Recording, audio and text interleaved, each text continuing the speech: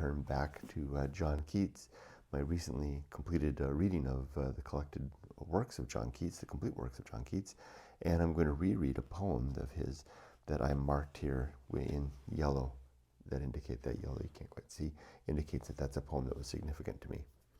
So here we go, let's give it a reading. It's called The Human Seasons, and this is a rare one that the title and the first line are not the same. Usually Keats says the same. Here we go.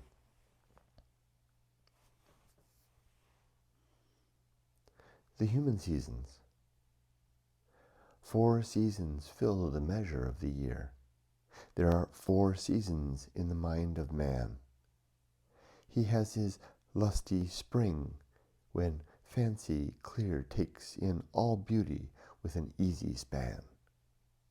He has his summer, when luxuriously springs honeyed cud of youthful thought he loves to ruminate, and by such dreaming nigh is nearest unto heaven.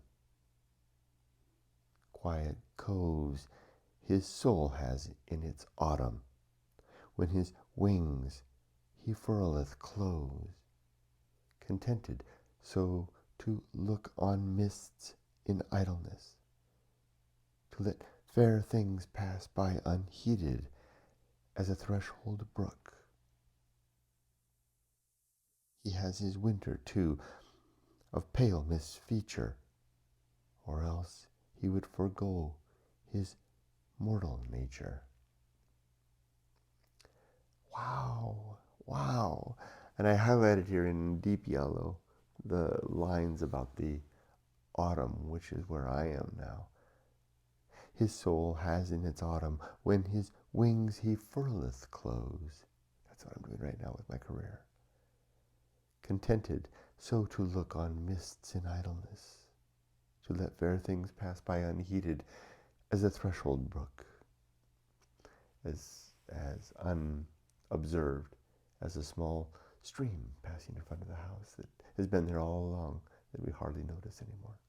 I used to be that way with the sea in front of my house when I was the caretaker of that beach in Northern California. It's a beautiful, beautiful poem of the 4 seasons and the energies of spring, of youth. Let's read the summer part again. He has his summer, when luxuriously springs honeyed cud of useful thought he loves to ruminate. So munching away at the memories of and anticipations, the ambitions of spring. And by such dreaming nigh is nearest unto heaven. So that would be the high point, and then begin the descent. But I would argue, though, that the autumn is yet still better. In fact, I would say, for me,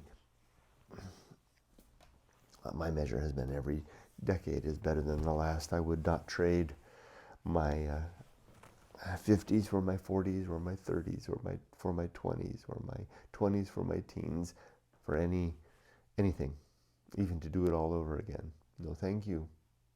I like right now, right here, where I am, no matter how little time I have left, even if it's just another hour or another 5 minutes.